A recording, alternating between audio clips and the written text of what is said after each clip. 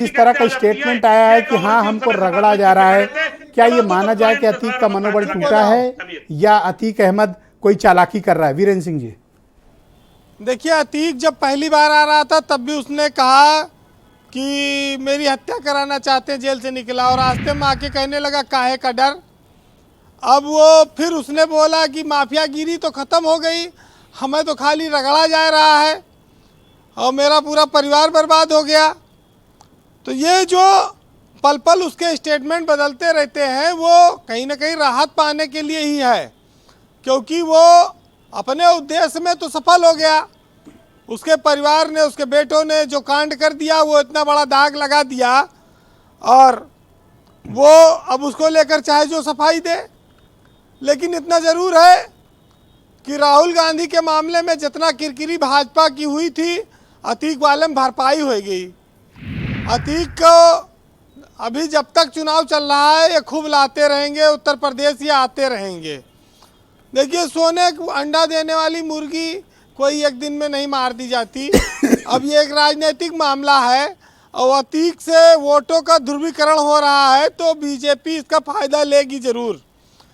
वैसे कोई और सरकार होती तो इतना जल्दी पैरवी ना हो पाती और ना अतीक को सज़ा हो पाती। सज़ा तो हो गई और 100 से ज़्यादा मुकदमे हुए, 43 साल हो गए, लेकिन कभी सज़ा नहीं हुई थी। तो इसमें तो देखिए योगी सरकार की तो मंशा साफ है और उनके अधिकारियों का भी। इसमें 2012 के एक वक्त था कि एक बार जज ने अतीक के मामले से खुद को अलग कर लिया था। उसका इतना खौफ था, वो एक खूंखार अपराधी के तौर पर रहा हमेशा उत्तर प्रदेश में। आज उसको तमाम कहानियां उसके लिए आती हैं, आज वो गिड़गिड़ा रहा है। देखिए, कानून व्यवस्था की बात जब आती है तो उसमें ज़रूर है कि शूटर पकड़े नहीं गए, उन पर कार्रवाई होनी चाहिए। लेकिन जब नेपाल भाग जाए कोई दूसरे देश में भाग जाए तो पकड़ना इतना आसान तो नहीं है। और साबरमती के रास्ते लखनऊ तक लाने में जो रास्ते में तमाम सारे टीवी कैमरे चैनलों पर चीज़ें दिखी, वो भी बड़ा कई बार उपहास हुआ उसमें। लेकिन इससे इस अपराधी को लेकर कोई शक्ति में कमी आई हो, इसमें ऐसा नहीं लगता है। ये ज़रूर है कि देखिए, बीजेपी के लिए अतीक है, मुख्तार हैं, ये सब एक मुद्दा है और ये सब चुनाव में इन पर डिस्कशन होता है। चाहे पहले शमशान कब्रिस्तान का इशू रहा हो, वो भी बीजेपी को फ़ायदा देता रहा। अब नगर निगम में भी फ़ायदा मिलेगा। तो ये जो गुनाहों का तो एक दिन अंत होना था और गुनाह जो उसने किया है तो उसको भोगना पड़ेगा।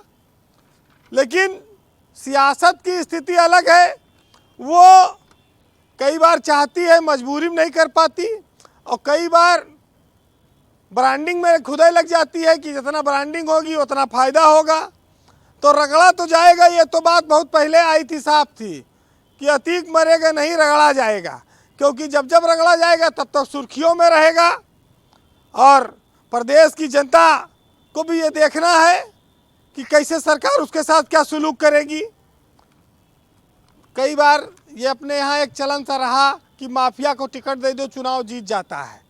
अतीक उसी की पैदाइश है, राजनीतिक दलों की मजबूरियां हैं कि माफिया चुनाव जीतते रहे इसलिए उनको टिकट मिलता रहा।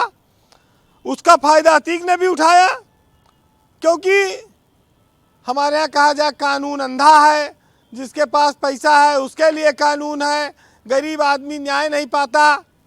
तो माफिया और गुंडों के खिलाफ पहले बड़ी स्थितियां दूसरी थी, अब परिवर्तन आया है। तो योगी की सरकार में इतना तो है कि अतीक को सज़ा तो हुई, पहले तो कोई सज़ा आज तक 100 से ज़्यादा मुकदमे थे हुई नहीं थी। हमारे यहाँ कहा जाता रहा है कि गरीब जो है वो कानून से डरता है और अमीर कानून से खेलता है और राजनीति इसका दुरुपयोग करती है और इन सब चीज़ों की जो कीमत है वो जनता भरती है। तो ये बात रही है, ऐसे गुंडे तभी पन पे यहाँ तक पहुँचे हैं। लेकिन ये हमेशा नहीं रहेगा। अदालती कार्रवाइयों का फ़ायदा उठाकर लंबे समय तक बचते रहे, गवाह नहीं मिलते रहे। लेकिन अब न्याय ने कहा भाई अब सब सरकार है, तो उसने कहा दूध का दूध पानी का पानी करेंगे। कागजी चीज़ों में उलझा के लंबे समय तक नहीं रखा जा सकता। देखिए, हरिओम पवार की एक रचना है, उन्होंने लिखा है जी कि जो अपराधी होता है उसको रामायण और गीता सुना के उससे नहीं निपटा जा सकता। उसको, अपराधी को तो सख्त भाषा में ही जवाब दिया जा सकता है।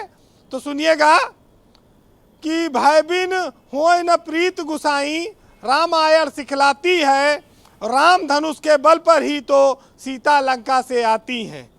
जब सिंहों की राजसभा में गीदड़ गाने लगते हैं, तब हाथी के मुंह के गन्ने चूहे भी खाने लगते हैं। तो इसलिए सख्ती जरूरी है। बहुत शुक्रिया आपका वीरेंद्र जी, बहुत बहुत धन्यवाद ग्राउंड जीरो से अपने इनपुट हमें उपलब्ध कराने के लिए और जनता के बीच इस मामले को लेकर किस